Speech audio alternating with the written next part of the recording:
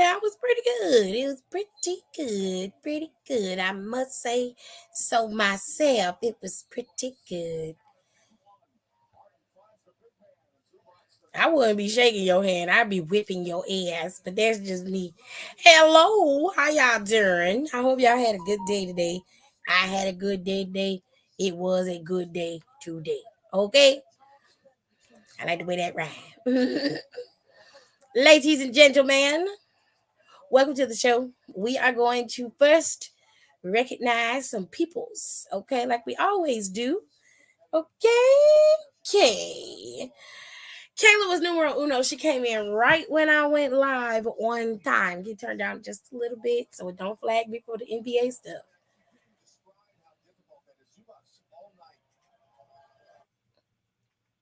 Okay. All right. Kayla was numero uno. Then we had young boy Jay. We got John Nail. We got Pierre.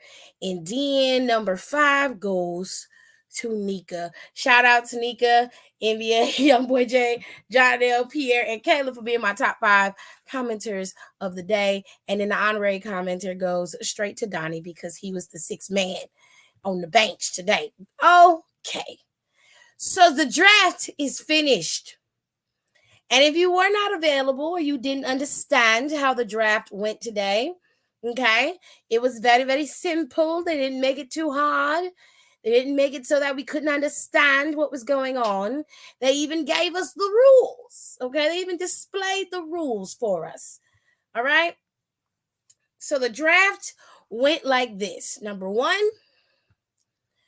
these superstars were protected. Why? Because they're champions. In this year's draft, the champions were not eligible to be drafted. Let me reiterate. No champions were available or eligible to be drafted except for the women's tag team championship. Those girls were eligible for the draft.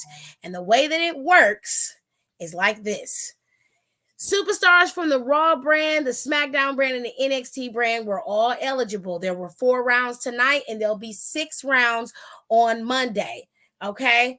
Now, going back to the Kabuki Warriors being the tag team champions, if they beat Bianca and Jade come Backlash, if they've been drafted separately, they will go to the respective brand that they're supposed to go to on May 6th.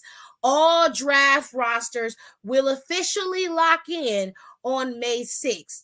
If they are split apart, they will go to their respective brands on May 6th. But until then, they will remain together. Okay. Now, back to the rules. Superstars from each show, Raw, SmackDown, and NXT, are all eligible. There were 4 rounds today. There'll be 6 rounds on Monday. 4 draft picks per round. Champions on each round, on each brand, are protected, like I said, so they are not eligible for the draft. The SmackDown picked first today. Raw is going to pick first on Monday. And again, the rosters will lock on Monday, May 6th. Okay.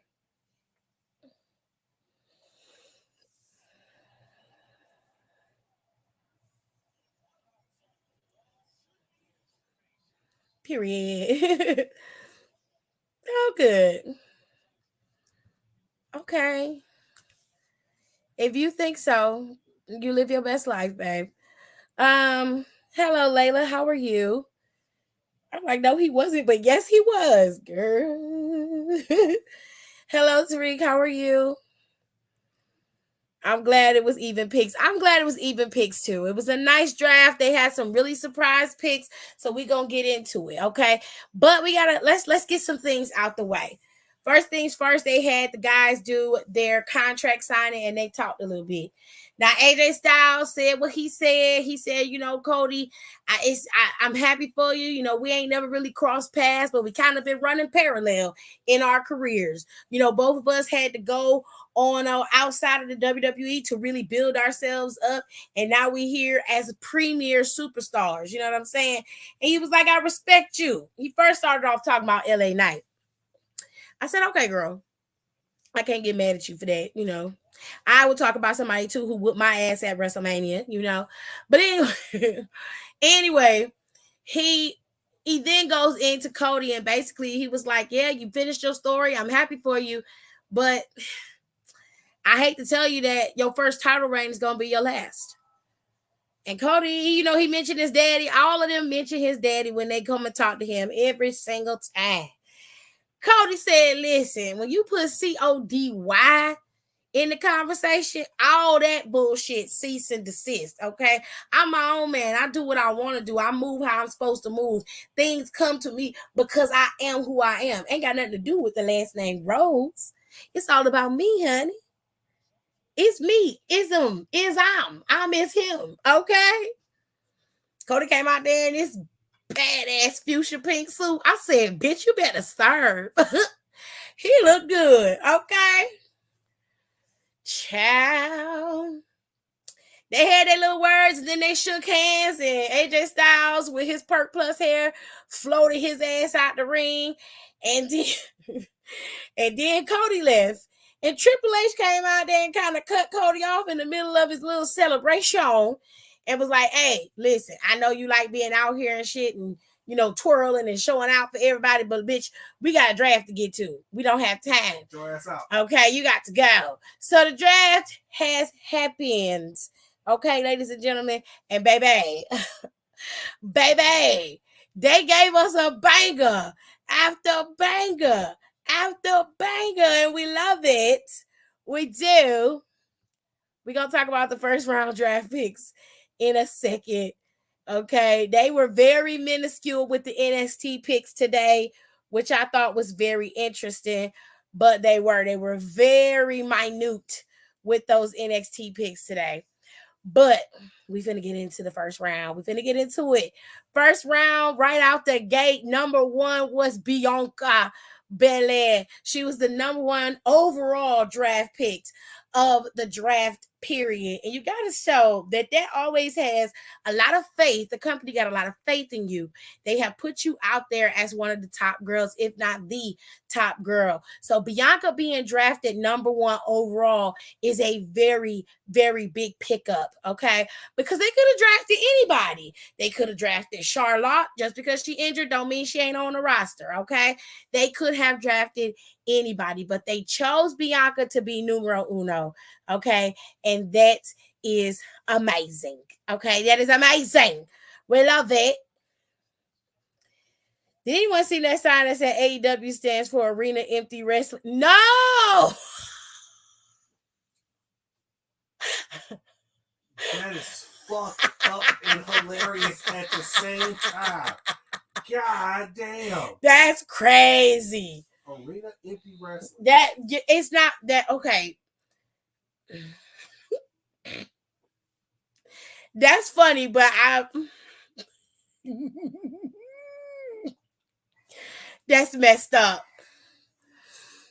Okay, so the second overall draft pick was none other than the Yeet Master Jay Uso. Okay, I loved it. I was so happy for Jay because Jay is a breakout star. If you looking at the definition of a breakout star, it would showcase him and LA Knight for sure.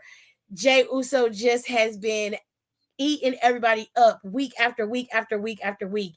He's been doing amazing things, and I'm so glad that they have pushed him up to the top as well. He's going to be one of the top faces on Raw, and we love that, okay?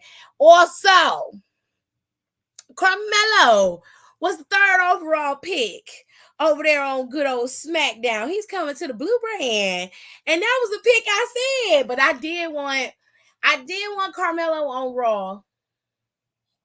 But I'm okay with him being on SmackDown. I am very much okay with that. I can appreciate that. I love that. Okay, so one of my picks did get picked, and I was very happy about that. I thought Bianca and them was going to go to Raw, but they keeping them on SmackDown. I'm okay with that.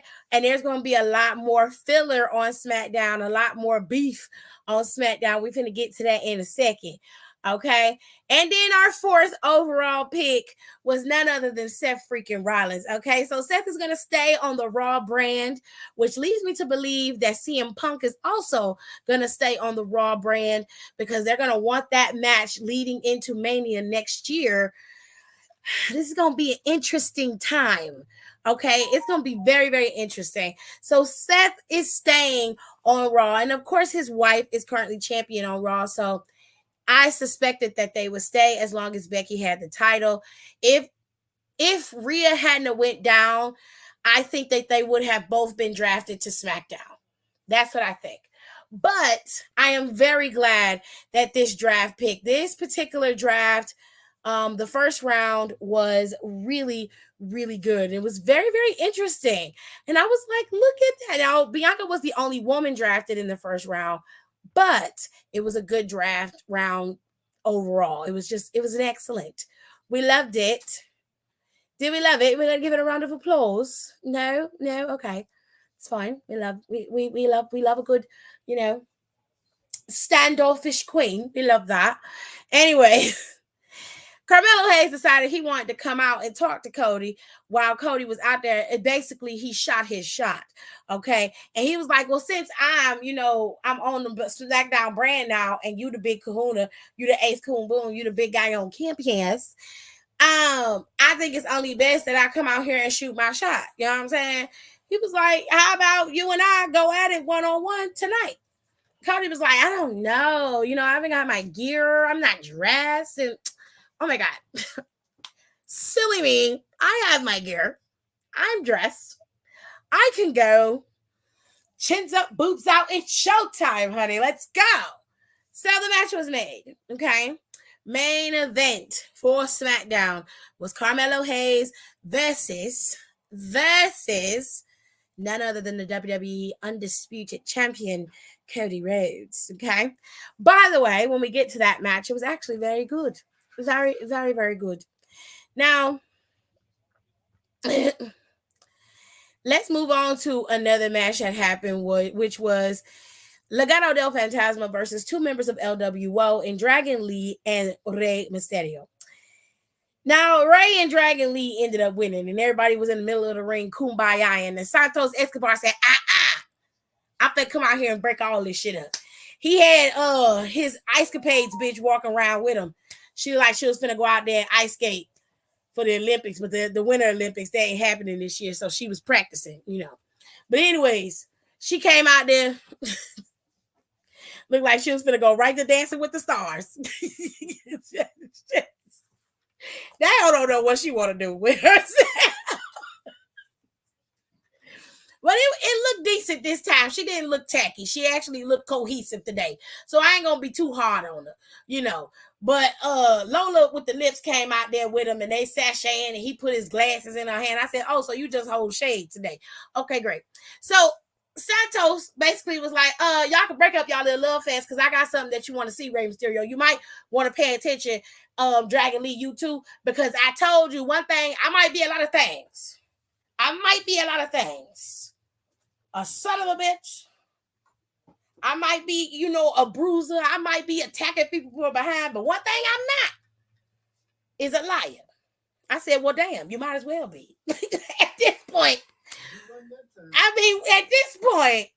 But he did say that he did not attack Dragon Lee. He said he ain't had nothing to do with that.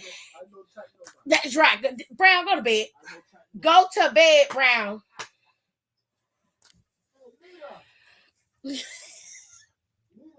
Daddy, please. He said, I didn't attack him, and I told y'all that wasn't me, but I had Electra do all the hard work, and she scoured all the security footage, and she found it. So then he put it up on the screen, and bam, it was right there in black and white, literal black and white. Carlito did it. I told you that he attacked that man. Now, this is what? Okay, wait, let's count. We got Dom, we got Santos, and now we got Carlito. Every one of your adopted and original sons, the originals died.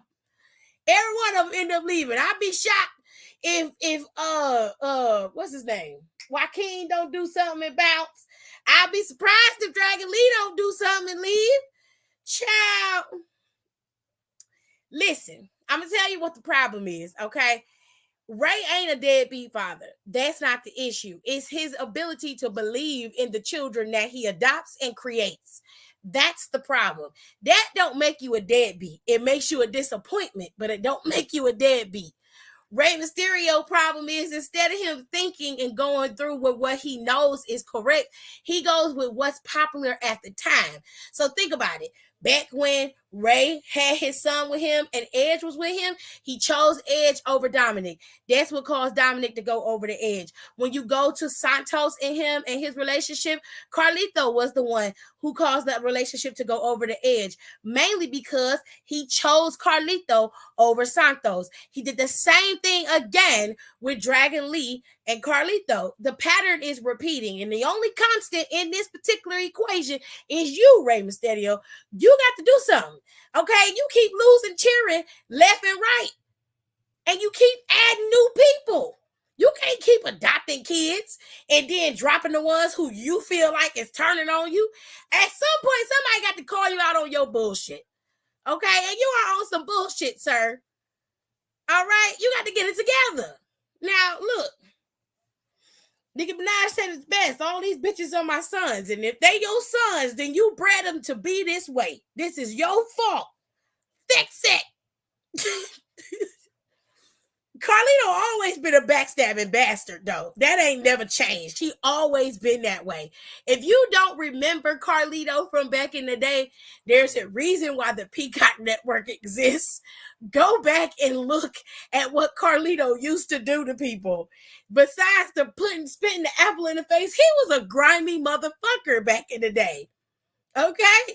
This is not typical of Carlito. This is absolutely 100% his behavior from start to finish. Okay? I'm not saying that Rey Mysterio is a deadbeat. I'm saying that he's a disappointment because he does not put his trust in the sons that he collects, nor does he put his trust in the sons that he create. If he did, this kind of shit would not be happening. Okay? At some point, you got to believe in your kid. All right. These men have looked up to you their entire lives. All of them, with the exception of Carlito. Like, these men literally have idolized you. And when you chose other people over them, you hurt them. That's why they did what they did. Especially Dom. Now, don't get me wrong. I understand why he was upset with his father, but he took it too far with the weeks and weeks on end of my dad's a deadbeat, and I went to jail because of my dad, and I did this because my dad wasn't there for me. I wanted a BMW, and he got me a Mercedes, and it's just like, child, tell the truth. You didn't like the fact that he picked somebody else over you. That's okay. I can believe in you when you say some shit like that. But when you start coming out saying dumb shit like, I wanted a BMW for my birthday. And you know what this man did? He got me a Mercedes. Bitch, I wish I would have gotten a Mercedes for my birthday. I wish I would have. I wish I would have. Are you kidding me? I needed the money. I would have done it. I would have been forever grateful. Okay? I didn't get shit for my damn birthday except for cake and ice cream, which I was grateful for that. Don't get me wrong, but that's what I used to get. Barbies and ice cream and cake for my birthday. This little motherfucker is getting goddamn cars and shit. Sit up on TV crying, drawing teardrops on your face, okay? Take your ass to Compton like that. You're going to get fucked up. You're going to get your ass ate up. Okay, dog. Looking like she about to go twirl her ass around the ring right now. You know what, Leah? You right. You right. We was watching Shark today. That's a mess. Shark Tale. Y'all watch Shark Tale today? She looked like her, didn't it? She's dangerous, super bad. Better watch out. She'll take you there. She's a gold digger. Show is. That's what she look like. What episode? Did I hear when I came home today? What are you talking about? Remember when I came home today? Oh, Christopher had to run to the bathroom. Dang. When I tell you, Chris dry, he was at the door like this. I was in that motherfucker sweating. I thought I was in a goddamn sauna. My body was so hot.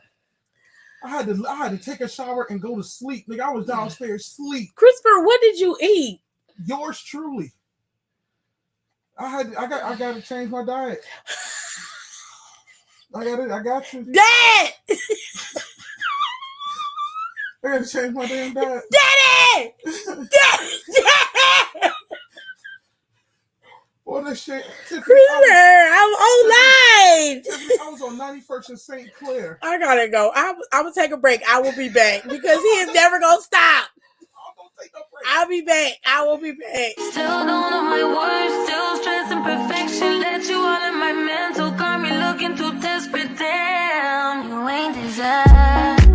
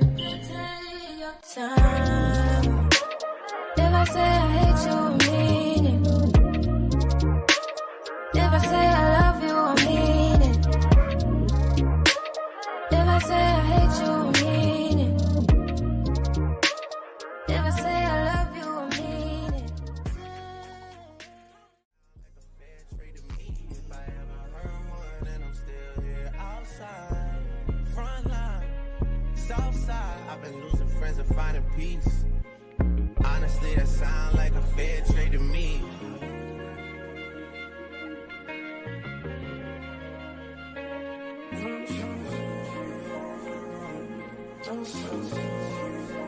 Rolling 80 wheels in a Mercedes. Riding on you. Gotta roll over to you, gotta give her release. Spread your legs downtown, so I'm going on the eve. Hit the raw sounds when I rock up in your city. I'ma roll on the forever, let her roll on me. Split this one down the middle, wake up in harmony. Eclipse.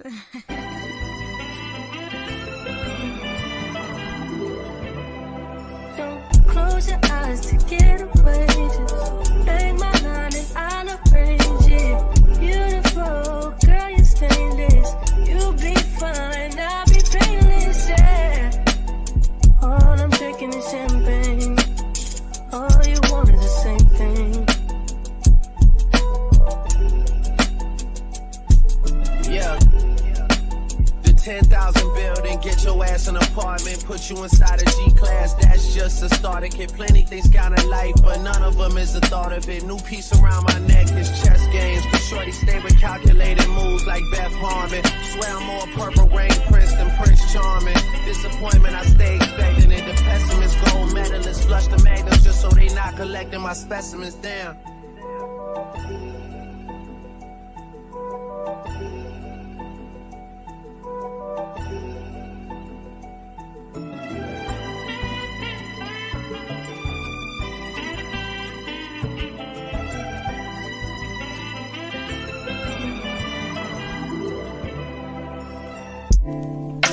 Eclipse.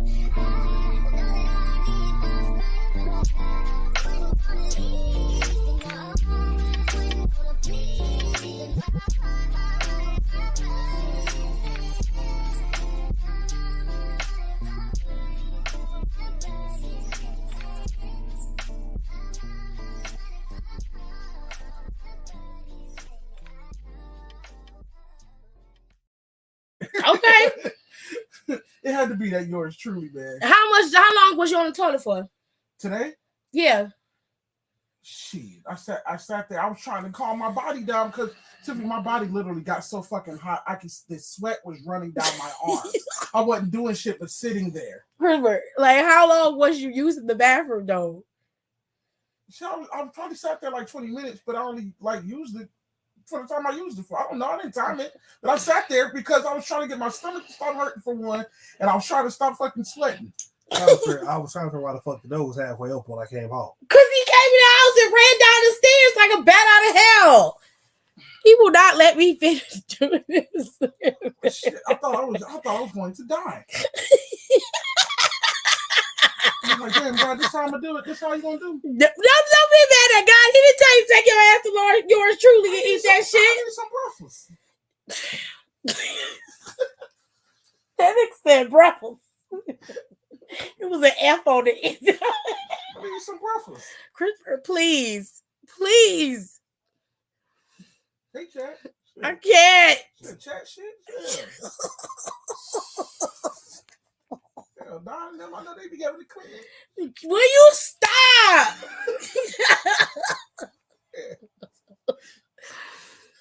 Don said ever since Batista knocked his head off, it ain't been the same.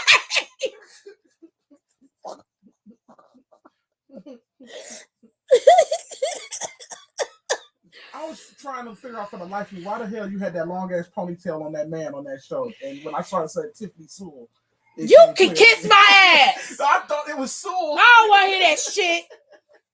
Like Gerard. Fuck out of here, Christopher. I didn't know it was a woman because I didn't see no titties before. I didn't know they let women play professional baseball on the game. I don't want to hear that shit. I saw that long ass ponytail. Gerard, what the fuck? You getting on my damn nerve. You're on cross the line now. Our character is doing wonderful in this game. Oh no. You got Stephen Clark, you got Shin Shu Chu old number. Who the hell is that? Old baseball. Japanese baseball player? Yeah, for the Indians. He played for the Guardians? Yeah, well, he played with the Guardians with the Indians. Oh. Guardians doing pretty well this year, huh? Their best record in baseball. We got the best record now. Mm-hmm. Yeah, we've been here for about a month now. Yeah, we 18 and A Mercedes he would have never crashed. That's crazy. We got to be 18-9 because we dropped 2 to Boston and we lost to Atlanta today. We lost today? Okay. Yeah, it was 4-1. She did. I started giggling. Child. She like she was finna twirl her ass all through there. And twirl. And twirl. So, did you see that thing I posted you on Instagram? You talking about on the DM? Yeah, when I said this, how I be coming to my sister's room to get on her damn nerves. No, I did not see that. You gotta go see it. Did you tag me in it? Yeah. I haven't been on Instagram. I still gotta edit videos and put them up. It's an Irish dude dancing an Irish jig. You know what? It was like this how I came to my sister's room to get on her damn nerves. It was because one of them won't let me tag you. The other one was like Psych Design 2. Oh. My backup account. Well, yeah, because your first account wouldn't let. You said she don't let her. You can't tag nobody Because too many people tag me. Oh yeah. But you I don't think I put you on my close friends list, and that's probably the problem. All right. So I have to fix that. My bad. All right. I seen that. I went to my other page and I saw that. That's I saw it. That nigga was jigging his ass. Unless you got all them people who can dress on Smackdown, and she need to go ask for dressing tips because she's struggling. Today she wasn't that bad. She just looked like she was finna go to the ice capades, you know.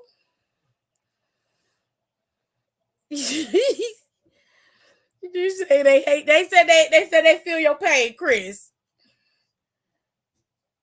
I'll be doing yoga and shit in the bathroom. I can't. Anyways, we saw Rey Mysterio finally see who attacked Dragon Lee, and it was Carlito. My daddy be calling him Lita, which is so wild shit, bro. Okay, so let's go on to the second round of the draft, ladies and gentlemen. Okay, Sir, I'm gonna put it up. They got the draft picks up here. Randy Orton was number 1. Braun Breaker was number 2, which thank God, because Braun's ass need to go up. He had a match. Go over to Raw. He had a match today with Cedric Alexander, and it wasn't even past a minute and a half. He hit him with that spear, and that was it. I don't like those types of matches. I want to see real matches. I don't need to see Braun Breaker be a monster of a wrestler. I understand that they're bringing him to the main roster, so there's a whole sea of casual wrestlers that don't know him and can't really and need to, see what he's capable of. But in my opinion, a good structured match for Braun is a better way to introduce him to the public rather than just having him squash everybody who comes in his way. First of all, it's not entertaining, and second of all, it just doesn't work. It's not sustainable. Okay? He said, let me go print out the wristbands, man. Okay, babe.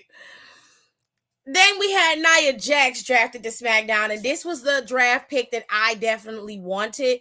I also suggested that Braun Breaker go to Raw, but I definitely wanted Nia Jax on SmackDown, specifically because Jade is there. Now, I don't think Jade is going to go anywhere.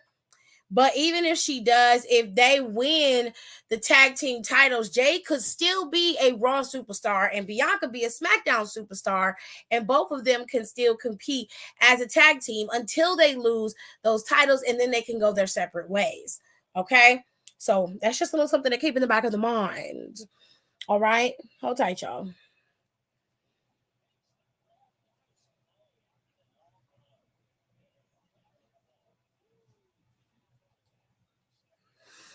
All right. So these were your 4 second-round draft picks, including Liv Morgan. Her going back to Raw really, really, really grinds the gears a little bit because it makes me go, that little picture of her and Dom from Monday has been sticking out in my mind. And I think that this guy's theory on TikTok and the storyline from 2K24 might be coming into play here, which I kind of like that. It's a little bit ingenious. You know what I'm saying? I like it though. I like it a lot. But Liv Morgan is staying on the Raw brand, ladies and gentlemen. All right. I do have the stats of the second round draft pick people. And let me see. I will pull them up so y'all can see them as well. Only out of fairness, because I pulled up the other 4. So I'm going to do them as well. Okay. Let me put out. Nia came in standing on business. Bullshit, but business. Not as busy work. We going to get to Nia's punk ass in a minute. Okay. We finna get to her. We just finna get to her. So again, Randy Orton is your number 1 for the second round draft pick. Okay. And then you have Braun Breaker as your number 2 for the second round draft pick. And then you've got Nia Jax. She was your 3rd in the second round draft picks. And then you have Liv Morgan as your 4th in the second round draft picks. Okay. The stats they put up for all of them is actually pretty neat. I really like that. That was pretty cool. Now, one thing that they made very clear before the draft even started was that Roman Reigns has declared himself ineligible. He will not be drafted in the draft, and they obliged. They pulled him from the draft altogether. So instead of allowing him to be drafted along with the bloodline, he was removed from the draft altogether. Now, Pauline was the one who made this announcement, which was very, very interesting, because my question to Pauline is, how do you answer to 2 masters? And why is Roman Reigns not doing anything about Solo going rogue like this? Nobody's saying anything. Now, we get it. Outside of kayfabe, Roman is out filming a movie, so he's going to be out for quite some time. Okay? But if Pauline is barking the orders and Solo is not listening to said orders, there should be consequences for defying the tribal chief's edict, okay? There should be consequences for that. But for now, it seems the MFT and Solo are running the bloodline along with Pauline, okay? Now, last week we saw Tama Tonga beat the brakes off of Kevin Owens. And not only that, but they he had almost committed vehicular homicide against KO. Okay, that poor man, that poor man, honey. Okay, now as they was trying to talk to Pauline about where they was drafted, he was pretty much being very intimidating to Paul. Almost so to the point where he was gonna sick MFT on Paul, but that's when KO came in there and said, "Nah," just took that nigga out. Got Solo taken out, started taking out Tama Tonga. They fighting, and they got separated. Now, after that, we saw Bianca come out there in her pearlescent best. She came out there to talk because the booking for Smackdown for going into Backlash is already set. Kabuki Warriors will go up against Bianca and Jade at Backlash for the World Tag Team Championships, for the Women's Tag Team Championships. And now she was out there being interviewed by Kayla. And of course, the Kabuki Warriors came out there to intimidate and talk they rah-rah. And then her partner came out there and all hell almost broke loose, but they had on their heels, so they weren't really fighting. But that's when we saw Kevin throw Tama Tonga out there, and them hoes were still fighting. They fought all the way down to the ring. Solo came down there and he had on gloves, which lead me to believe that he was ready to commit a murder. I didn't like that. So I was like, we about to witness a murder. Somebody need to stop him, okay? But child, Solo's ass came out there, was cutting up. They fighting, and all of a sudden, Randall's music hits. He come out there, and he teared up, and it's finally even. Everybody's even. And then they send out all of the damn security and producers and everybody out there to break them up and pull them apart. So the match also was made for them two, that they will have a match, tag team match against the Bloodline, with Kevin and Randall facing off against the Bloodline at Backlash in France as well. So we had that going on, child. SmackDown was an eventful space today. They moved rather quickly, but it was pretty interesting. Okay, now was it the second round that Michelle McCool that was with child? Let me tell y'all something. Michelle's hair was stiff as a board. You hear me? That lady moved her neck. Her hair did not move. It did not shift. Okay. I said, girl, where are you going, sweetheart? Who put all this mousse and gel and cement in your hair? Then she came out there. The bitch had on glitter camo pants. I said, where are you going? Sit up there looking like Leroy Brown. What is happening?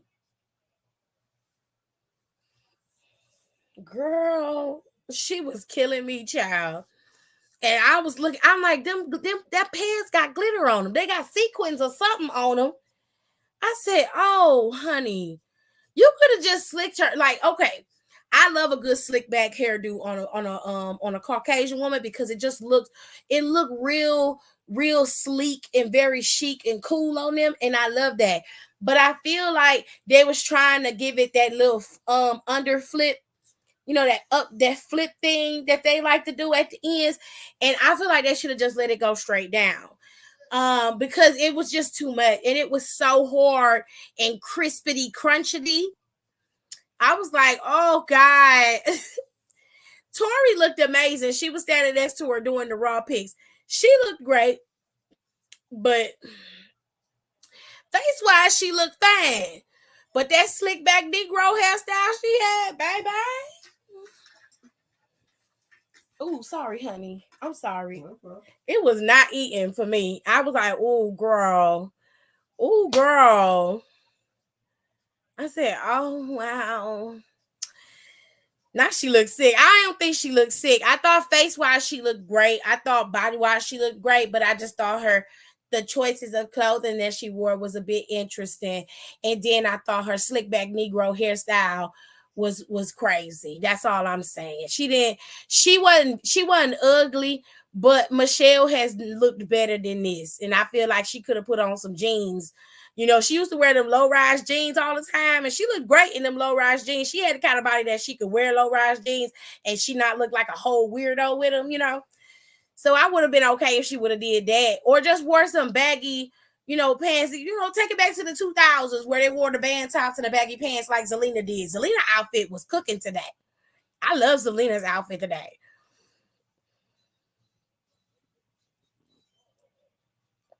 Now she look a dumb mess. Oh God. I'm like, what is this slick bob, child? Child. She says she's giving Florida. That's a mess. The Cindy Lou Who flip, yeah, it gave Go Home. The Millennium Tour ended. First of all, I'm okay with a good Millennium Tour, honey, but she just did a little bit too much today. Okay, just a little bit. Her hair reminded me of Mandy Rose hair when she was competing against Sonya at SummerSlam. I actually like Mandy's hair slicked back like that. I really did.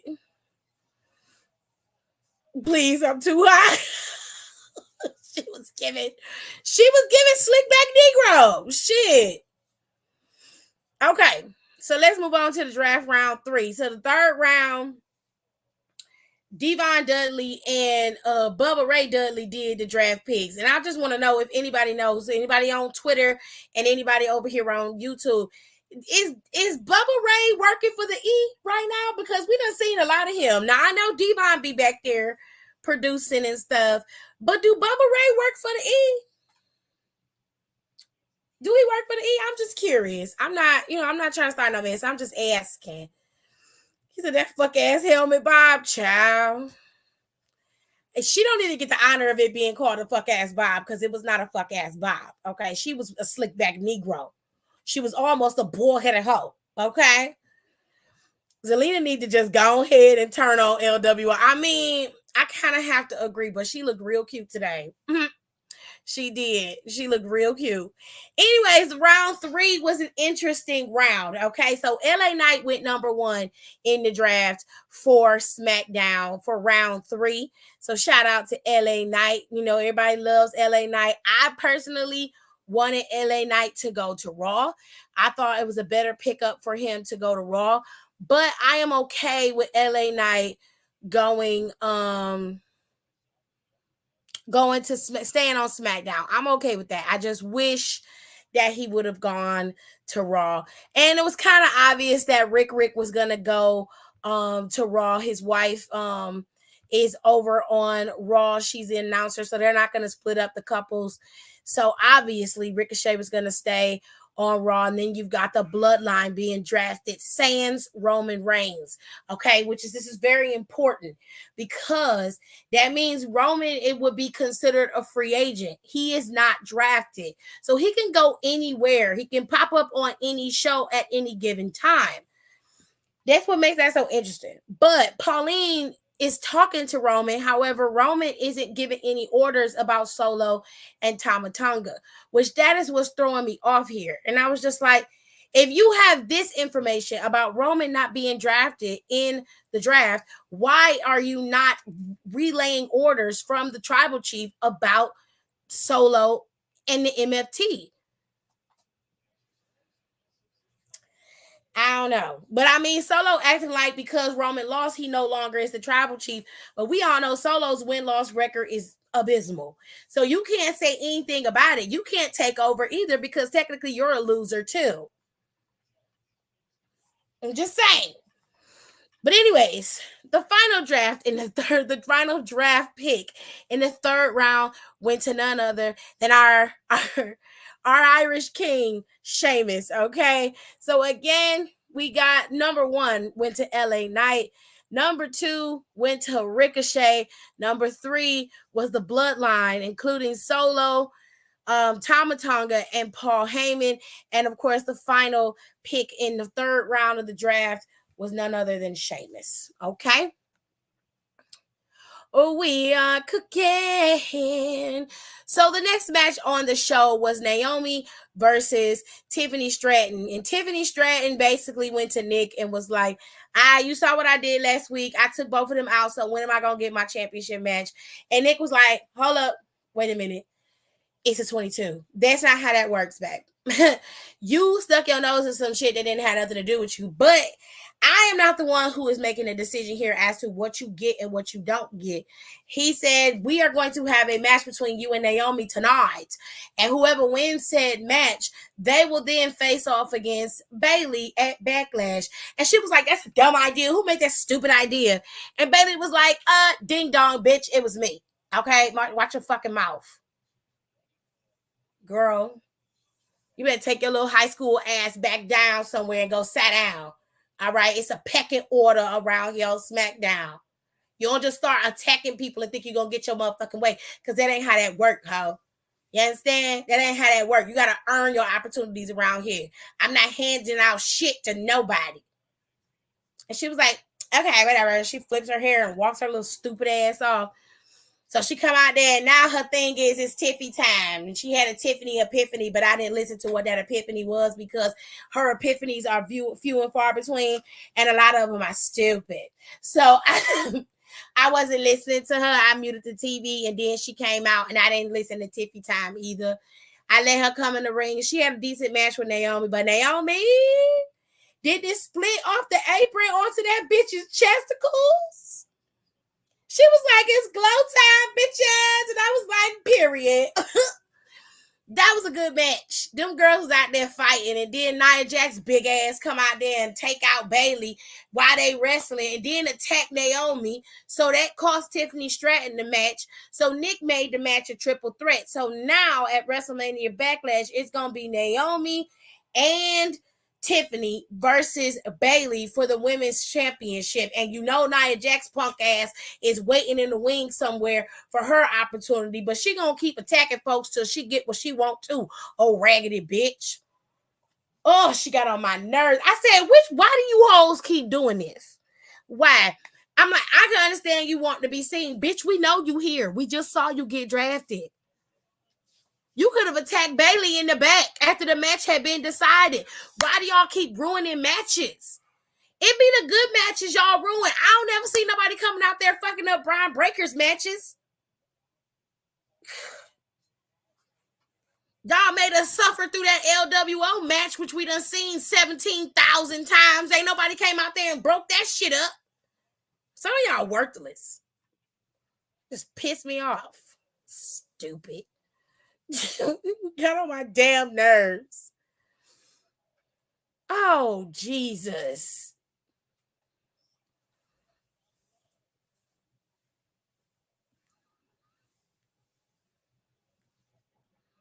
I don't really care about her talking to the Dudleys because that don't mean nothing to me. That don't mean absolutely nothing to me. It means nothing. But anyways, Tiffany Stratton got what she wanted. She get to go up against her at Backlash. I don't think she gonna win. So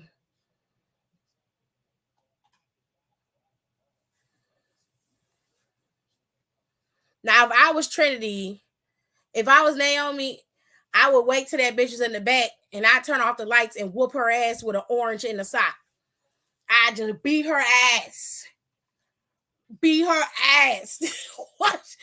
With that, I'm gonna bust her in the head. It's gonna be either be an orange or a bar of soap. And I'm going straight prison riot on your ass, right in the dark. Bitch, bitch, bitch, bitch. Just whooping ass. Y'all remember you used to get in a fight when we was in high school, child? You do them long ass swings because you bringing their head to your hand. Just bitch, bitch, bitch. Oh God. There used to be good fights. Oh, or they always end up falling on the floor. And then you bent over, your back hurt because you gotta bend over to beat this bitch ass. But let you stand up and start stomping her, fight over if you're getting stomped. The fight is over if you're getting stomped, ho. All you gotta do is get Nia on her back. Get her on the ground on her back and then just stomp the shit out her ass. I'm talking about stomp, full on Kurt Franklin on that bitch. Just get her. Get her. I need her to get got.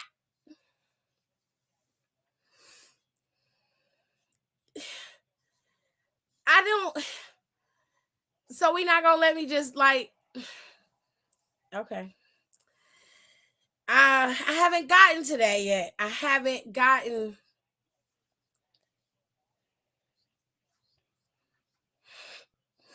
There yet. Anyways, round 4 of the draft, ladies and gentlemen. These are your draft picks for round 4. Okay. We got AJ Styles, the number 1 draft pick for round 4. We have hold tight. I'm just trying to get the graphics for y'all so I can put them up like I did the other ones. Give me a second. We got Alpha Academy drafted as a collective. They were not drafted individually. And then we have Andrade, which means Charlotte will not be too far behind.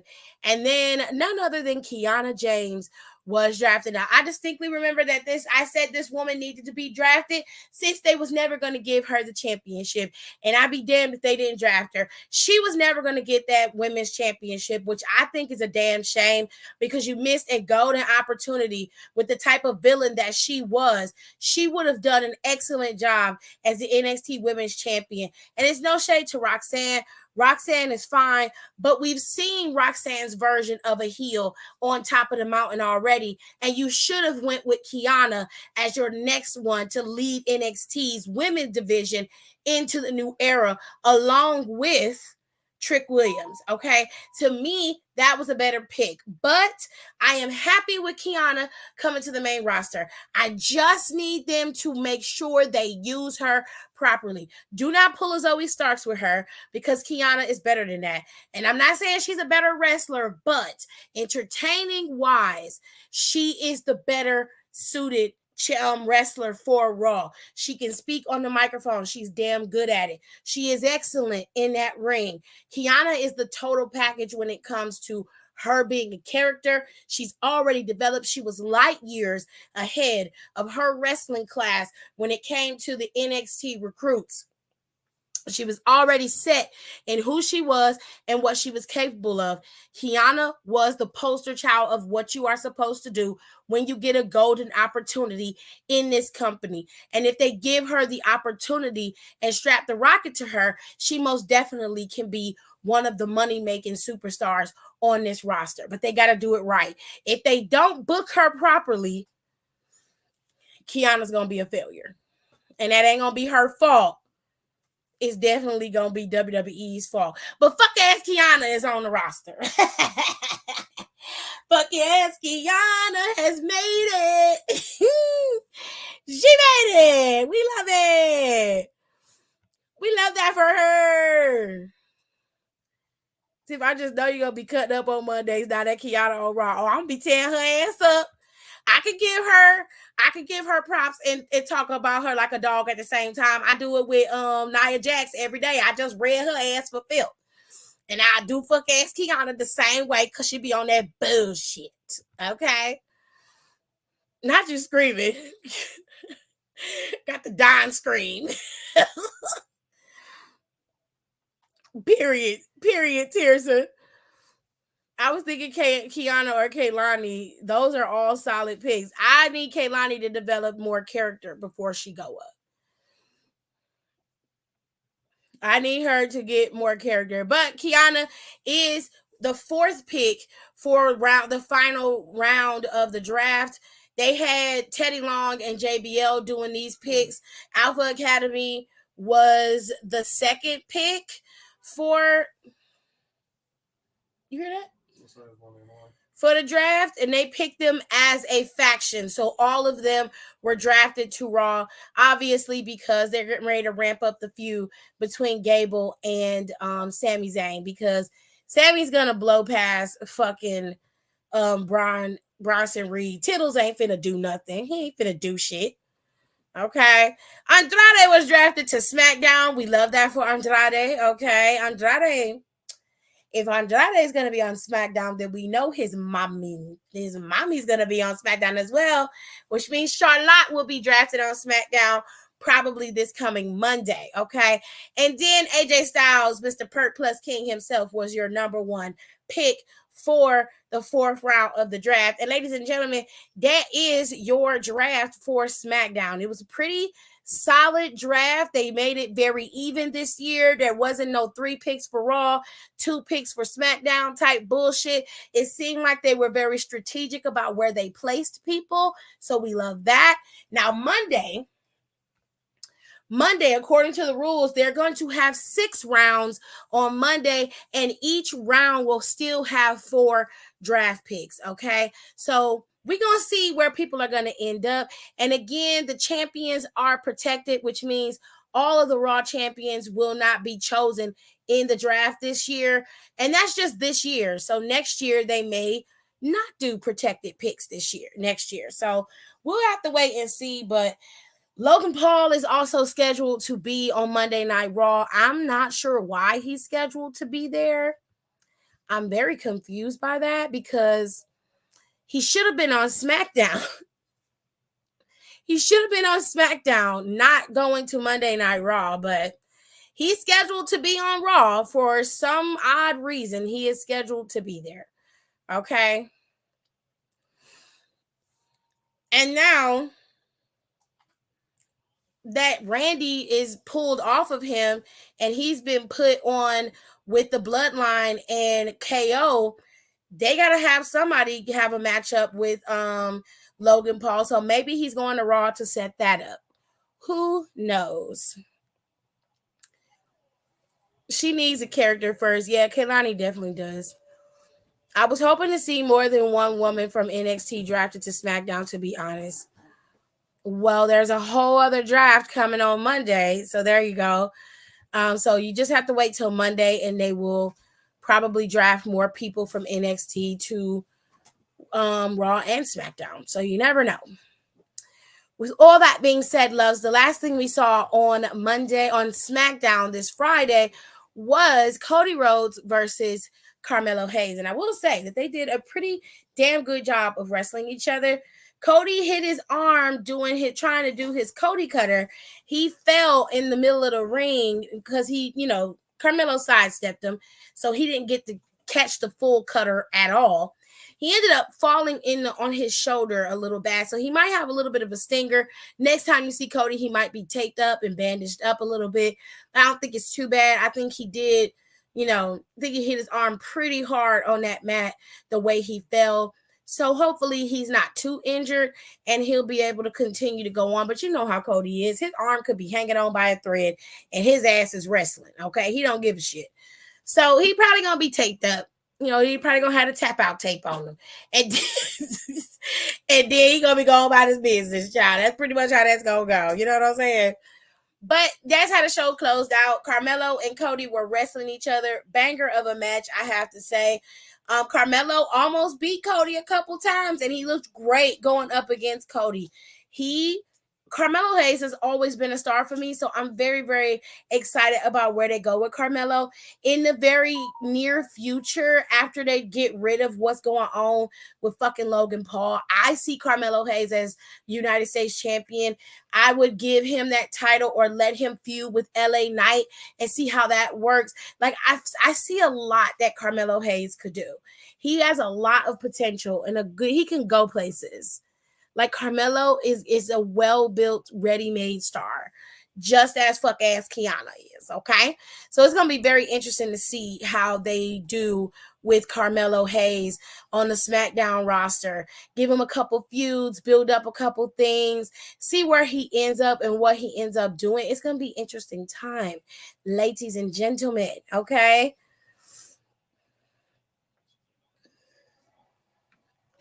Ciao. WWE's posting more draft tweaks on Twitter, by the way. Okay. I mean, y'all, the supplemental draft does happen, so I'm not surprised about that. I just didn't, I'm in the middle of the show, so I haven't had an opportunity to do anything or look at anything.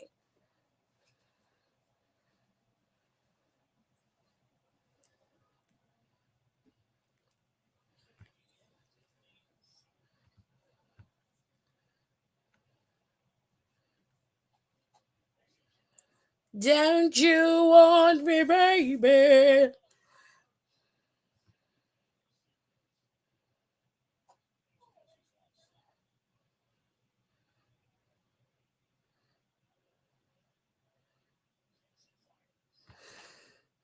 Okay, so I did say Baron Corbin should go back to SmackDown the other day when we were talking about it. So I am not surprised that he was drafted back to SmackDown. Baron Corbin's new character, the way it is now, really works for him. He's got a funny, quirky character.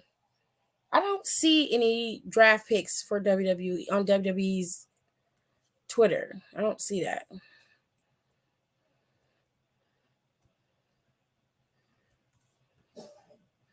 I'm on their Twitter right now and I don't see anything. Oh, they got a thread. Okay. So let me pull up and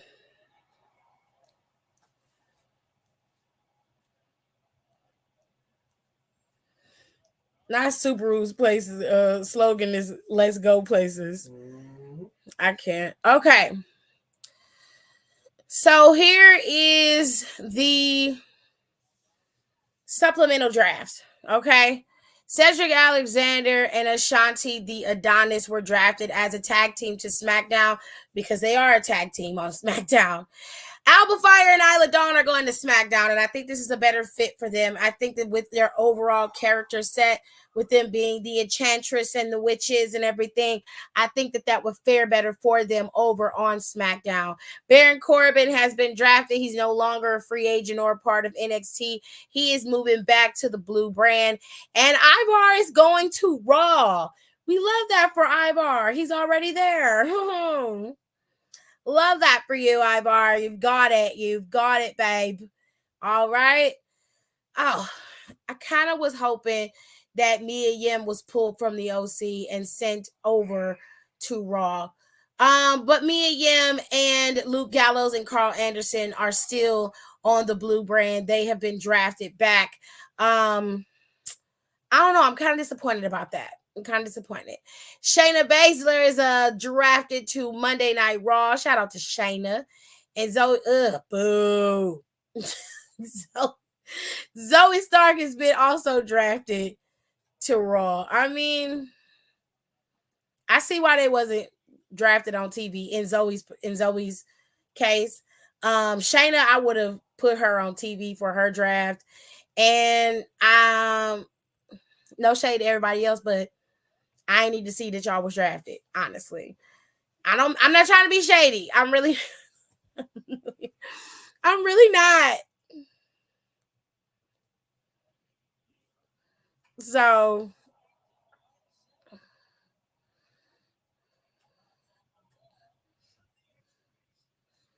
not you booing.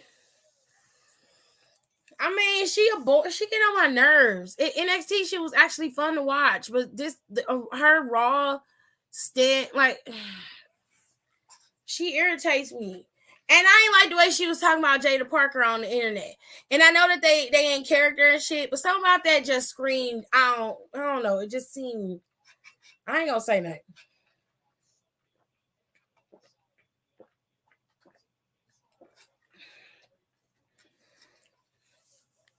I just didn't like it.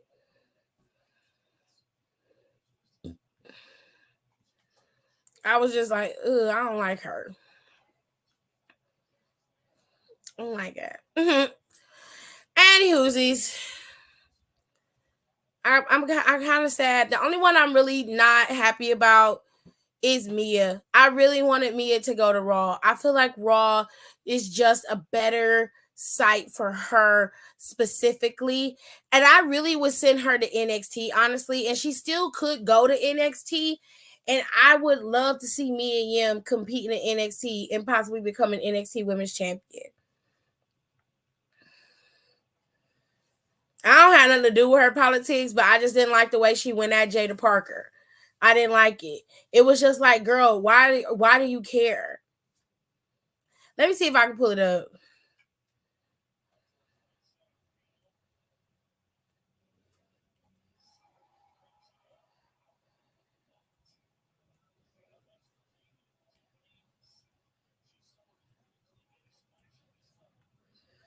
Hold on, I'll show y'all the draft pool. Friday's draft pool was all the people we did. All of them got drafted. We just saw certain people on TV actually get drafted. Okay.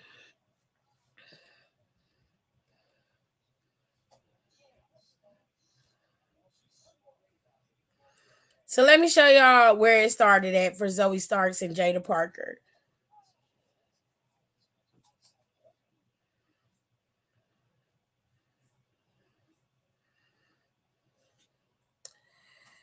So Zoe Stark basically was like, what is up with all these girls using their asses? Because Jada Parker has a move where she lays you on the middle turnbuckle, and then she jumps basically and sits on you. You know what I'm saying?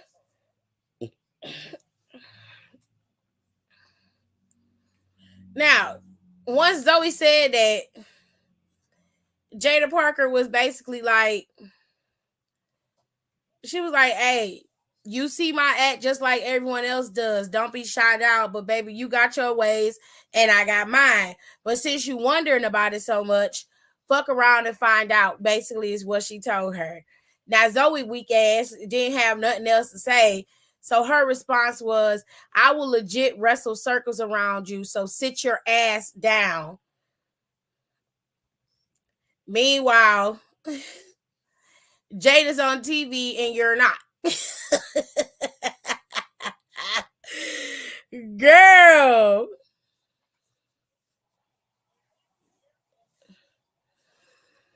I'd be like, girl, go lay.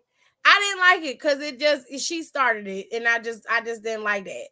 It was a little nasty dig because there are a lot of women that use their asses in the E. Naomi being one of them, okay, with her rear view, and Jada Parker uses hers. So there ain't a lot of people that got an ass move, and I was just trying to understand what she meant by that. Because I don't see no white girls using their ass in the ring. Even fucking what's her name? The lioness bitch. What's her name? Nikita. Yeah. She don't use her ass in the ring the way she could. That just rubbed me the wrong way. I was like, what the fuck is you trying to say, ho? Like, what is you trying to say? For real, for real. I don't like it. I don't like it. It came across real ignorant. I don't like it. I don't like it. I don't like it. I was like, you need to mind your business.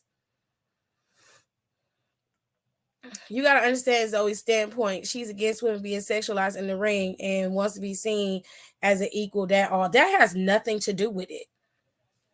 Jada was over here minding her business. Zoe came to her. Nobody, if they're sexualizing her, that is the people who's sexualizing her.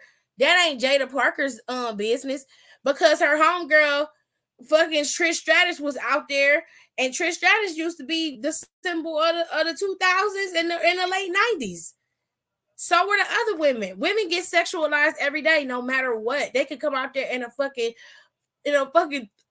you could be wearing a whole muumuu with everything, with a whole 3 outfits underneath it, and men will still sexualize you. Women will still sexualize you.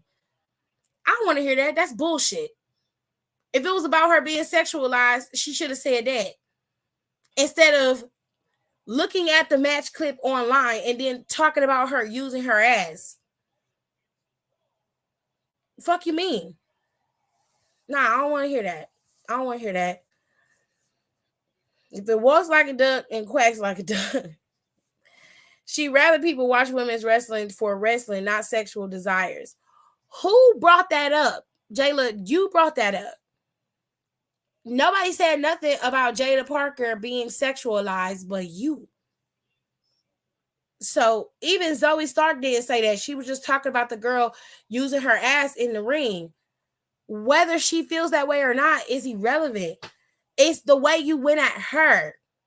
Zoe took it out on her. If what you're saying is what she was trying to say, you got a piss poor way of doing it, because you definitely didn't say anything, babe. You essentially was just like, well, why she using her ass in the ring? And then you was like, you need to go sit your ass down because I'll wrestle circles around you, bitch. Don't talk about it, walk about it. Fuck you mean? I'd have been like, fuck you talking about, oh, I'll come to your shit. I had no problem walking up on Raw and beating your ass, bro. Like, mind your fucking business. The fuck?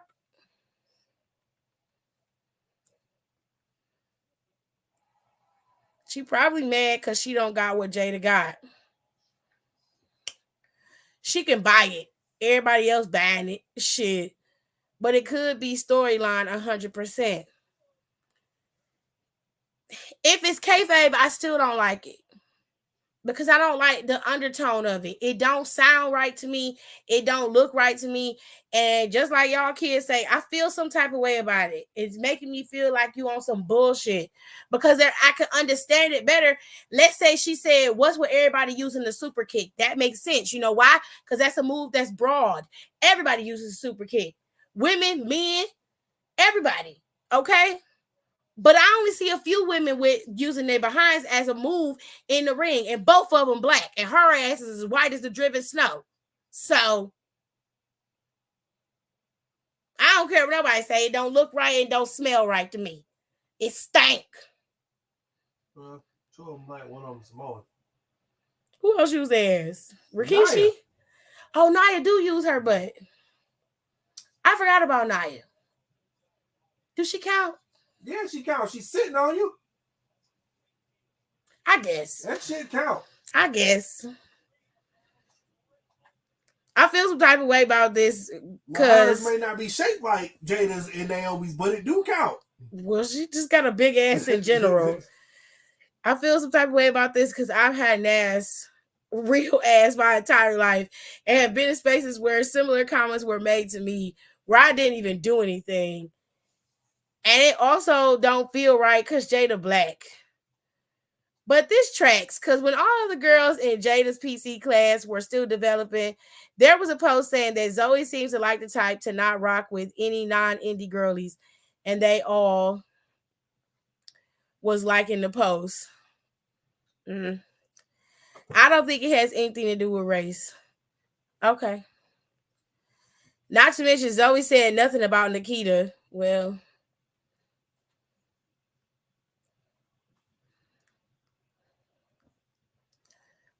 she was in a tag team with that girl. What girl? I do think it could be storyline though to build Jada for real though. Even if it is, I don't like it. If it's real, I really don't like it. If it's kayfabe, fuck her. Shit. I don't like her. If it's kayfabe, I don't like it. She should have just minded her white flat ass business. That's fucking funny.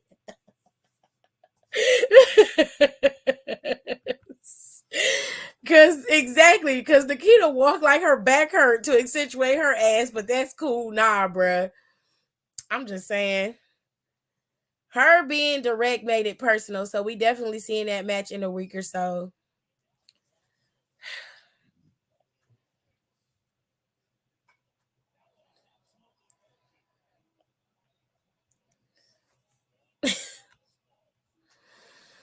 And Bianca, she spanks herself in front of opponents. Bianca don't count because Bianca don't really use her ass in the ring.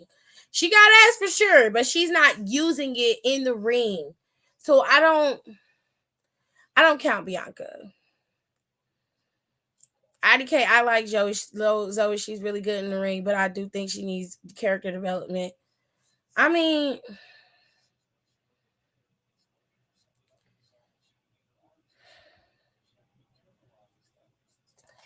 me liking her is not the point that I was making. You came in and you said that she doesn't like women who are overly sexualized in the ring. Most of the time when a woman is sexualized, it is by outside of her. It's not Jada who's sexualizing herself. It is the people who see her, who immediately see her as something sexual. For Zoe to then, going by what you're saying, for Zoe to then go after her when Jada was in NXT minding her business, she ain't say nothing to Zoe. She literally quote tweeted WWE's tweet So that's the first mistake you made, because it wasn't directed at Jada, like you said. It was a quote tweet of WWE NXT's account. And it was showing Jada Parker's match with Fallon Henley, and it shows one of her signature moves. So this is not a situation of her just talking about how women are overly sexualized and we just need women's wrestling to be about the wrestling. That's fine. Do your thug thizzle. But for you to directly attack her, but then you don't at her, that's the first thing. So clearly you was on some punk shit. Number two, you're sitting there and you're saying this about her, and you not only said it about her, you generalized the statement asking what's with all these girls using their asses in the ring. If you want to have an ass, you can go buy one. Real simple. You can go buy yourself an ass, or you can do the squats and do the glute exercises to gain an ass. But don't get mad because the other girls are making different ways of performing in the ring, and it's not traditional. Now, Rico make a valid point when he says that that Zoe has an issue with non-indie girls coming into the E and wrestling, because Zoe's one of those girls that she wants you to do the grind. You got to be on the grind in order for you to be a part of wrestling. You being homegrown talent, literally being birthed in the PC, is not good enough for her. She's a purist. At the same time, y'all are the ones who are striking out and busting out, whereas WWE's Performance Center next in line recruits and their PC classes are the ones that are coming in and taking over. And you can't even get a nod from Trish Stratus. You was literally walking around with Trish Stratus for months, working with her and Becky Lynch. You picked up nothing. But you worried about this girl in NXT with her ass? Because she wrestling in the ring, guarantee you she's going to be on TV in NXT while you going to be still in the back trying to figure out how to get on TV. You need to be more concerned about what you're going to be doing in the next couple of weeks instead of worrying about what Jada was doing. Now, if that's kayfabe, same rules apply. I'm not changing nothing I'm saying. This applies in kayfabe and in real life. So it makes no never mind to me. No.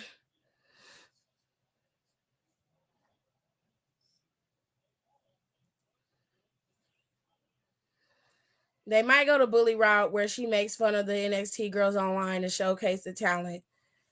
Zoe Starks is not the person I would pick to showcase talent.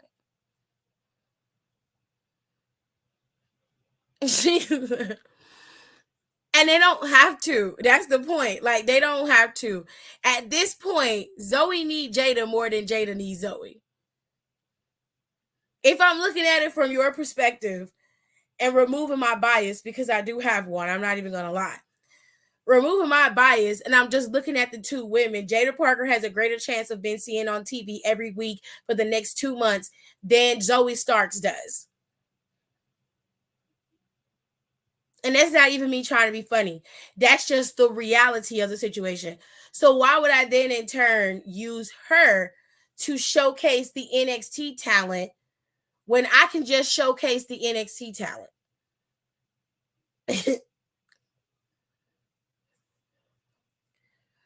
It's no shade to Zoe. I'm just calling it like I see it.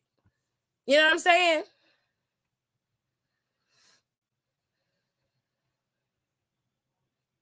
Yep, because she immediately devolves into, well, I can wrestle circles around you. Like, bitch, you do anything. Can you do anything other than wrestle? Child, I don't know. But at the end of the day, she is main roster, and it'll be beneficial to both to have a match for real. If you think so, that's fine. I don't. Will it be beneficial to Jada? Sure. She'll be able to wrestle somebody outside of the NXT, and that she obviously has a little bit more skill than Jada does, so she can obviously iron sharpens iron for sure. What does that do for Jada Parker other than give her another notch on her belt that she beat Zoe Stark, a former NXT tag team champion? And that's about it. So while I don't have no disrespect towards Zoe in terms of her wrestling prowess, her mindset is a bit dated and it's very gatekeepy, and I don't like it. So, as far as I'm concerned, the only person that would benefit in that match would be Jada. Zoe's not going to learn anything because she doesn't think she has to learn anything. She doesn't think she's going to get anything. She believes that she's the best of the best. Sure, if you're going to be in the indie scene, now if you were in AEW, I'd be like, go off, sis. But you're not in AEW. You are in WWE, and there's a lot more to what you have to be able or what you can do. There's a lot more to it. I don't care about her, Yuriko. You care, but I don't. And it could be a no DQ since it's personal. It's really not personal. It's not personal because Jada didn't even respond or give her the time of day. So I don't think it's personal. Out here in these G.I. Jane cargo pants. There are more personal storylines always hit different. Seth and Riddle is still my favorite storyline from the past couple of years. Yeah, but Seth and Riddle's storyline was built up to be personal. It didn't start off with him being attacked. It got that way. There was levels. There was some steps leading to Seth and Riddle's story becoming personal. Jada Parker and Zoe Stark are not personal. That's not personal. That's just her going after her online. And real talk, she didn't even go after her. She quote tweeted a WWE NXT account, and that was it. That's not personal, babe. I mean, they could draft Zoe to AEW. I wouldn't be mad. She's not going nowhere. You might want her to go somewhere, but she's not. I'm going to take a break because we need to talk about Tony Khan, and then we're going to talk about Douglas J. Davis. I'm taking a quick break, and I'll be back. Still don't know my words, still stressing perfection. Let you all in my mental, got me looking too desperate. Damn, you ain't desired.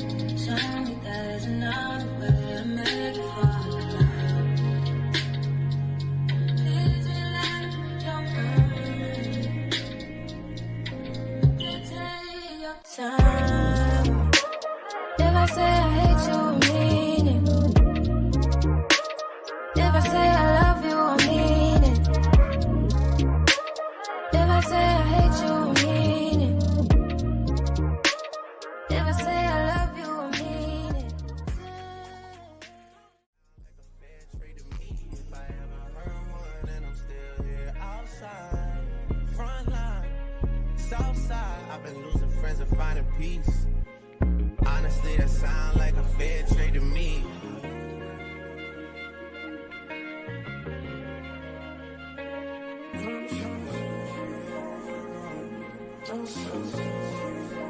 Rolling 80 wheels in a safety.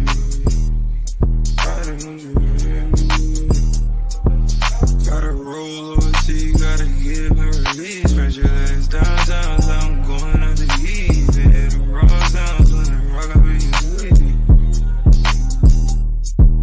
I'ma roll on the forever, let her roll on me. Split this one down the middle, wake up in harmony. A claps.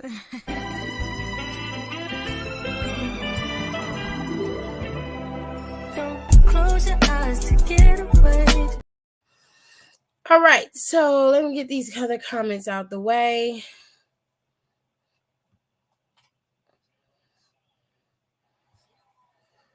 Are we talking in the same combo? I guess, it appears we are. I think that's the new route they're going, though. Look what happened with Maxine and Candace. Okay. Hell tip everyone in the super late, but to add to the Zoe combo, I don't know what is wrong with Zoe, but even during the feud Zoe had with Nikita, Zoe was going in on Nikita about her ass. I don't remember that, but then again, I block out a lot of shit. She did, I remember that. I don't remember it. Usually what happens when I see something that don't work out, I pretty much You just... muted your TV, but she was going at it. Oh, I muted it? Mhm. Sounds about right. But when that feud first started, she was going at the kid about her body, and she was talking about her ass. She was. Okay. If we're going by Zoe logic, then why she ain't mad at Lola Vice? I can't answer that question. I don't know. She not going to go at Lola Vice because Lola and Shayna are a thing in NXT, right? Okay. Hello. How about you? Okay, so let's talk about Douglas J. Davis first. So if you don't know who Douglas J. Davis is, he is Clive Davis's son, but he is also known and better known to the WWE universe as none other than y'all favorite theme producer, Def Rebel. And he got in trouble today because he decided that he was going to go off on an Uber driver today because the Uber driver, well, I think it was last night or the night before last, the Uber driver would not take him and his family where they needed to go. He ordered an Uber Black, but he didn't order an Uber Black SUV. In the Uber Black, it can only fit 4 people safely in the car. He did not order this SUV, which would have been able to fit all 5 of his family members in the car safely. Once the Uber arrived and they knew that they could not safely transport them from point A to point B, they declined the ride and said, hey, you're going to have to order an Uber SUV. You have too many passengers. And that is where shit went left. So I'm going to play the clip that I have, and I'm going to let you guys see it for yourself. Douglas J. Davis falsely accused an Uber driver of anti-Semitism because his family was too big for the car. I heard you say under your breath they look Jewish. What? What? 4 times Grammy Award winner booked an Uber Black car for 4 instead of an SUV for 5 without child seats. And when the driver refused to transport them for safety reasons, the man immediately started playing victim. I'm being Please harassed. explain. You know what I'm being happened this harassed. year? You're racially profiling us. You're saying I racial profile you? You're 5 people, you book a black car, Go inside. and you tell You're that I threatening- racial you're threatening me. profile? You're Racial for what? threatening me. No, don't stay. You're threatening me. I feel threatened. For what? You are threatening my children. Say your children. You are threatening my You children. said that you're a lawyer. I Hey, am. Stay You're far from me. threatening. You got out of the car. You are the Stay far- aggressor. That's how the I'm law closing works. the door. You're the aggressor. You got out and chased me. I'll make sure that You do that. Big shot. Let's see how far big that shot. gets you. 5 people Let's see over how black. far it gets Let's you. be honest. You're the aggressor. You're try for what? You're the aggressor. Man, please call. I heard so you say. you. I heard you say under your breath they look Jewish. What? What? I heard you say. Oh I my don't wanna God, take you're Jews. sick. I heard you say. I don't You're wanna take- sick. You're sick. When the driver started to drive away, the man provoked him more. You are sick. Fuck you. Leave me alone. Sick. You're sick. Sick. What's wrong with him?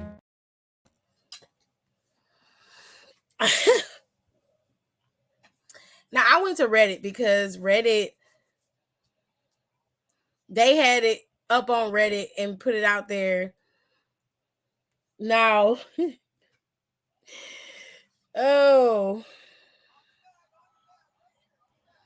Douglas J. Davis is Clive Davis's son.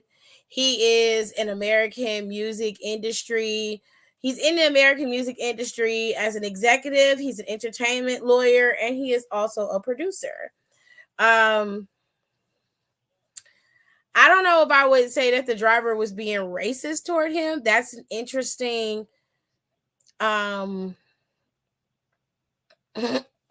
it's an interesting use of words.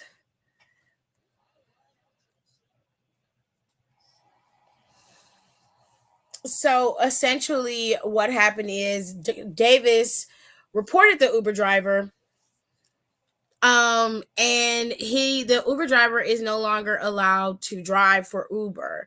Uber immediately took Davis's side. Despite with there being video evidence, they immediately took Davis's side. I'm reading it off of Reddit. The man was just trying to make a living. So basically what it says is the Uber driver said that the company deactivated his account immediately over this, and they didn't even do an investigation. They just took Davis's word on what transpired and booted him off of the platform. And now he can no longer drive for Uber Black on the platform. It's really disgusting. That's very disgusting. And he has a video proving that Davis was lying about his behavior. The man never said anything anti-Semitic to him, never said anything disrespectful to him. He simply told him that he could not house him and his family in his car because it was just not safe for all of them to be in the car, and he didn't have enough room to let them go. So Sean Ross Sapp reached out to WWE for a comment, and they said that Douglas does not work with WWE with Def Rebel, and that he hasn't worked for Def Rebel in years. Yeah. So WWE is not gonna get rid of Def Rebel because of this. Def Rebel's gonna be around for quite some time, unfortunately. He's no longer the Def Rebel, that's no longer a part of his profile anymore. At least that's what they say. A lot of people say it though. Anyways, let me go back to y'all comments here. That Drew and Punk rivalry don't make sense to me. Like, they are stretching it for no reason. Well, one, CM Punk is not cleared, medically cleared to compete. He probably can. Obviously, he has movement of his arm, and he was able to do what he was able to do. If you notice, Drew McIntyre has not put his hands on CM Punk, which is clear that he is not medically cleared to compete, at least in my brain. He's still rehabbing, so it's going to be a little bit before he comes back. I give him about another month. So by the end of May, early June, expect to see CM Punk popping up on Monday Night Raw. Because I think he's going to be drafted by Raw for sure. He's going to be first round draft pick, okay? If he's not the number 1 overall draft pick on Monday, I would be surprised. 2, it does actually make sense. They actually did make it make sense over the times that they've talked. First time CM Punk came out there to talk about his arm, Drew McIntyre is the one who made the feud actually pop off with the way that he spoke to CM Punk and then beat him down. He's continued to double down on those comments as time has progressed past Royal Rumble into Mania week. And then you have him sitting ringside, which obviously all of that starts. So CM Punk and Drew's feud does make sense. And they're going to stretch it out the same way they stretched out Cody and Roman's feud because it's good TV. It's going to make sense. Seth is going to be gone for a little while. He's going to be out for quite some time. And CM Punk was set to come back between May and June anyway. So he's not necessarily ahead of schedule, but he's on time. So them keeping the feud alive as small little things that CM Punk does and the little things that Drew does makes absolute sense. And right now, the way they're keeping the feud alive is with Sheamus doubling down on Drew moving on and finding a new target other than worrying about CM Punk and blaming everybody else for his struggles. So they're making it work, and I think it does work. I think it's a really good feud. Once it really gets going, it'll be fine. CM Punk has not had a singles match since his return. Am I right? CM Punk hasn't wrestled on TV except for when he wrestled in the Royal Rumble. So no, he hasn't had a singles match since he returned. But what does that matter? Jade hasn't had a singles match on TV either, except for when she beat Chelsea. And that was a squash match that I don't really count, but I guess you can if you want to. He's had a match live at a live house show against Dom. So he has wrestled, but he can't wrestle now because, again, he's still injured.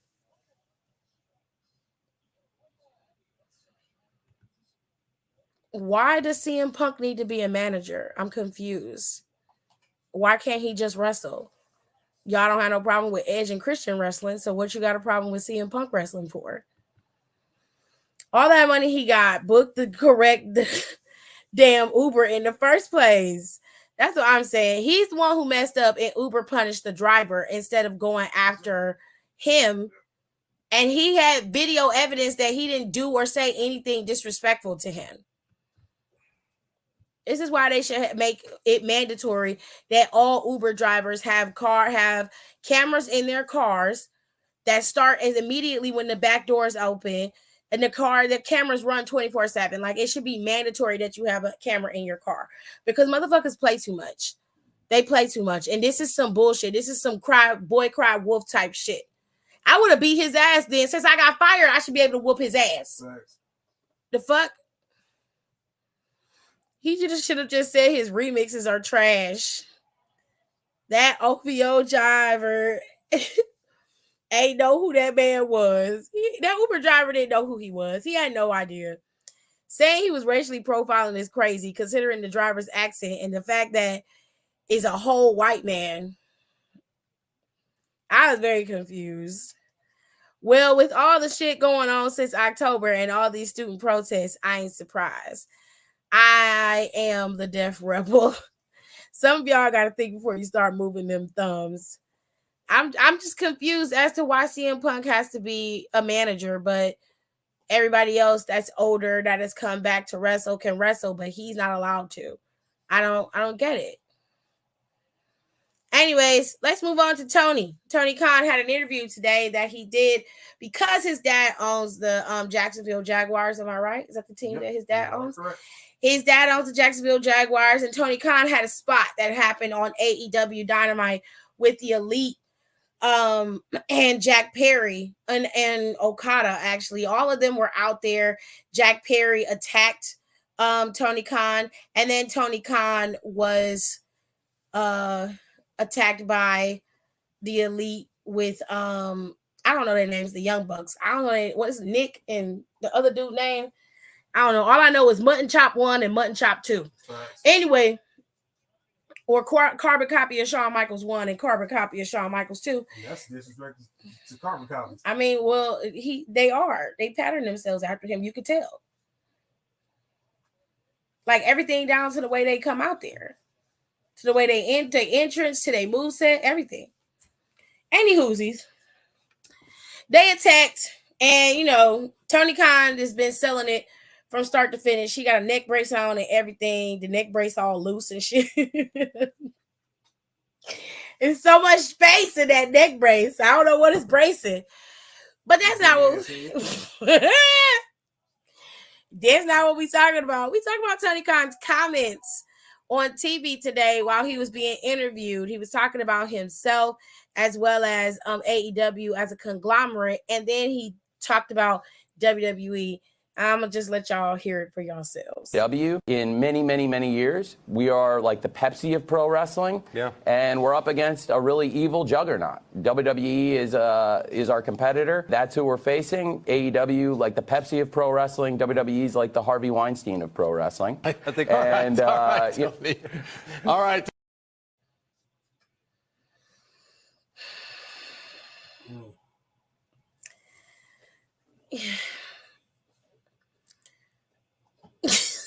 Pretty choice words with the shit you got going on with your company. It's interesting because there are people in his company who have been clocked for being predatory. Not only that, but they've also been clocked for sexual assault and abuse.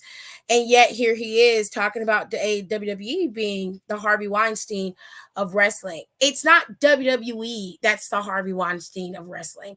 It's Vince McMahon who's the Harvey Weinstein of wrestling. And that's where I think you made your biggest mistake. And said monster has been removed. He's no longer a part of WWE, and your fight is with Triple H. It is no longer with Vince McMahon.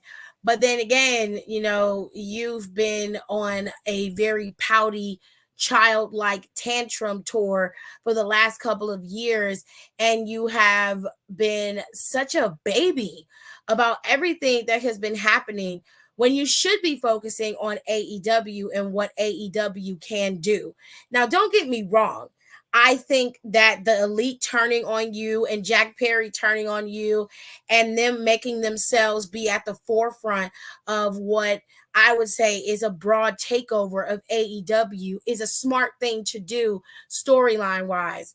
And you guys weren't the first to do it, actually, which you did say. You said you're doing something that's never been done. Actually, you're not. You're doing something that's been done time and time again in multiple companies, from TNA to MLW to WWE, and even your predecessors like ECW and WCW. These types of storylines have been done over and over again. You're a late mover, babe. And even in that, you are not taking advantage of the late mover ability. You are so far behind in the times that you seem to think that everything that you do is innovative.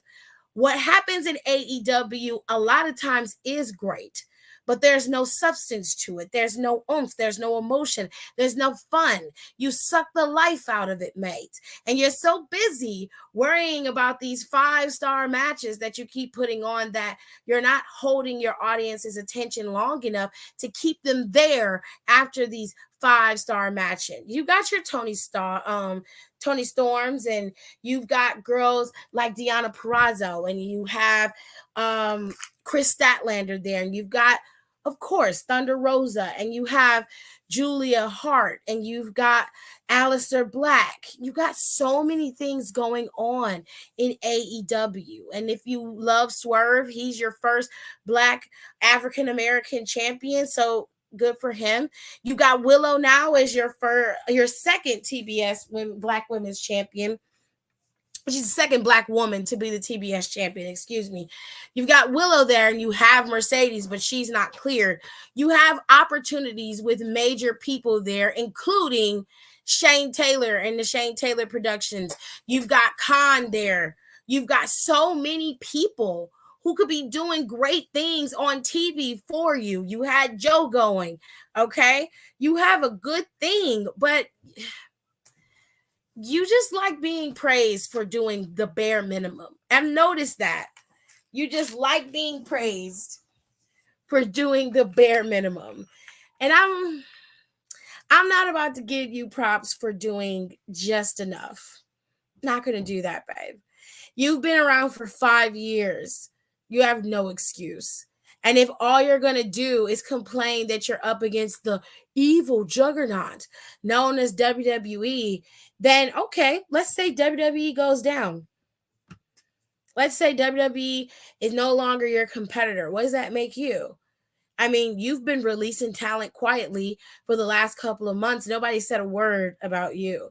But everybody goes after WWE like it's the pain and the bane of their existence that people are getting released. Is it sad that people are getting released?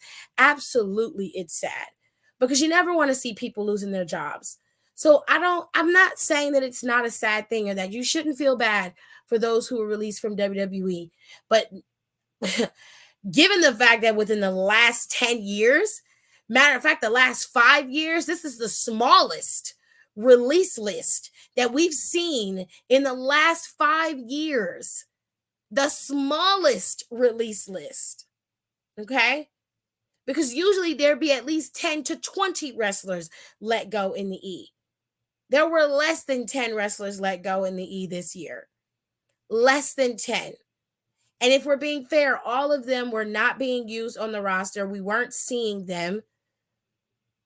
And while, yes, it's unfair for some people, it also was necessary for them to be able to leave and spread their wings and do something somewhere else. Look at what happened with Matt Cardona and Chelsea Green while she was gone. Look at what happened with Naomi when she left. All of these people that have left or been released have gone on to do at least really, really great things around the E or around wrestling, period. Or they've just left and they've lived their lives quietly like Elias did, or like when Nia Jax did when she originally left. You had people who made use of the time while they were gone. And you need to be more concerned with what's going on in your company, Tony, rather than focusing what's going on with WWE. To loop in the WWE and calling them as a conglomerate the Harvey Weinstein of wrestling, is disrespectful to the wrestlers who bust their ass day in and day out to provide entertainment for us as the fans. It's disrespectful to the roadies. It's disrespectful to the people who craft these shows, the producers. It's disrespectful to Triple H and everybody who's involved. It's disrespectful to them because they are not the ones who committed the atrocities. It is Vince McMahon who did it. It was John Laurinaitis who did it. And I'm sure there were several others. But you can't lump everybody into the same class. That's not fair. That's not fair and that's not right. You truly need to hire somebody who is in PR because you are burying yourself before you can even get started. 5 years is not a long time to be in business. And while you are worth about $2.8 billion as a company, that's a great number to be worth for a company. We love that for you. I love that more specifically for the superstars that work for AEW and for the people who are employed who work there because they deserve the right to be able to showcase wrestling in a different light. You, on the other hand, might need to take a step back and understand how to run yourself or govern yourself when it comes to you being in the media and public. You are not sitting in an AEW room doing an interview. You could have said that on AEW TV and it would have went over and been okay. You were on a media television show that went nationwide and you literally called them the Harvey Weinstein of wrestling. So whatever you receive in terms of backlash and how much you receive is all your own fault. I highly suggest that you hire some type of PR so you can protect yourself from your mouth. Because you're going to write a check one day that your ass cannot cash. And you're truly going to need that neck brace for real. If you keep spouting bullshit like this, instead of conducting yourself like a way you should. I don't know. Hire a social media analyst or hire a social media manager. Keep your ass off of social media and stay out of the media. Because clearly you don't know how to handle yourself properly. It's just embarrassing at this point. And WWE didn't say a word back to you. Not on social media, not in the media. They didn't say anything on their show. They focused on themselves, which says a lot.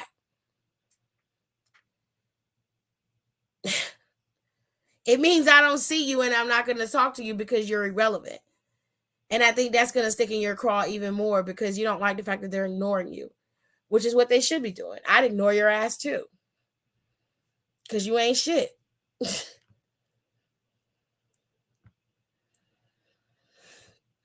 Let me go to the comments. This is why Tony doesn't get respected now. He always got some shit to say, but bitch punk ass with his bitch punk ass, he needs to fire Sammy bitch ass and get your company back in order. He ain't gonna fire Sammy and he ain't gonna get his company in order either. Tony stay running his mouth. Like my thing is always giving desert thirsty for attention. Why you keep giving somebody else free promotion while WWE pays you dust? I just don't understand. Like that company is in shambles. Like the views are not views with Mercedes even being there. Like AEW, no, not fucking with WWE. Quite frankly, they don't have to. And that's kind of the point. They don't have to.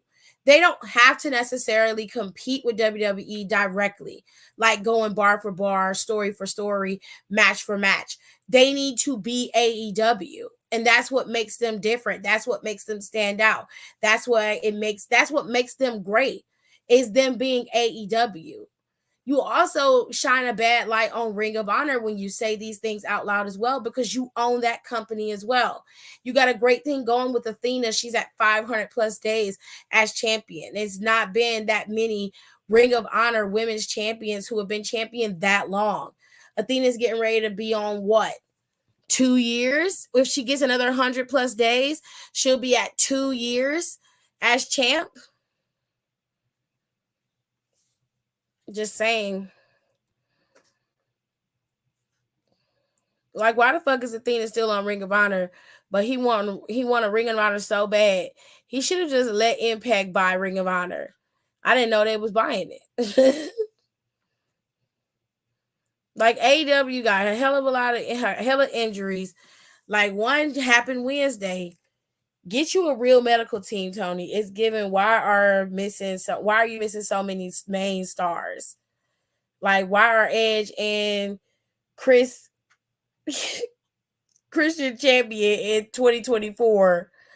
Yeah, Athena been doing her thing. Really happy for her. But Ring of Honor is behind this paywall. I feel like you could put Ring of Honor in Rampage's slot if he still has Rampage. You could have put Ring of Honor on in TBS, or you could have been pitching Ring of Honor to TBS so that it can either be on True TV or on TBS or on TNT. Like, I'm so, it's unnerving. Like, you got 4 shows running simultaneously and you don't even attempt to try to move Ring of Honor like to be on TV so people can see it. Like, I think people really benefit from Ring of Honor, and you're doing weird shit, bro. Is the best way I can explain it. Let me see. What comment? You say the neck base probably the most protection the Jaguar has seen in decades. Jesus. That's some wild shit to say, bro. But that's it. That's all. Okay. That is everything that I know for sure. Now, Monday is going to be the draft. Okay. Monday is when we're going to see the rest of the draft. And of course, they will still have a supplemental draft as well. Y'all, it's been a long day, but it's been a decent day. I don't feel bad and I don't feel no ways tired, as my mama would say. I will see y'all on Monday, or if I'm bored, I may go live tomorrow and we'll just do trivia again. And we just gonna chill, so we can chill out, relax, have a good old time. Okay. If I do come back, I'll make sure I put the live up early so y'all know when I'm going live and we can just kick it. You know what I'm saying? But until then, ladies and gentlemen, I will see you guys next Monday when we go to night 2 of the draft. I cannot wait. Okay, y'all make sure y'all have a good night. Please make sure you take care of yourselves. Drink plenty of water. Make sure you go outside and touch grass, because I promise you, if you sit outside for a little while, just let the wind blow, soak in some of that sun, some of that depression you might feel, that sadness, that might melt away for a little while and you will have some semblance of peace. Okay? Because I've been sad for a couple of days. I lost a really good friend, but tomorrow they're going to release balloons for trading. Hopefully, I got my balloons today and I will blow them up. And they're supposed to be releasing the balloons, I think, at 4:30 tomorrow. And I'm going to live stream it so y'all can see it. And I'm going to release the balloons and I'm going to let go and let God. But rest in peace to you, Trady. I love you. I'm always going to miss you. And I will see you guys tomorrow. I'll go live tomorrow and we'll chitty chat. Bye.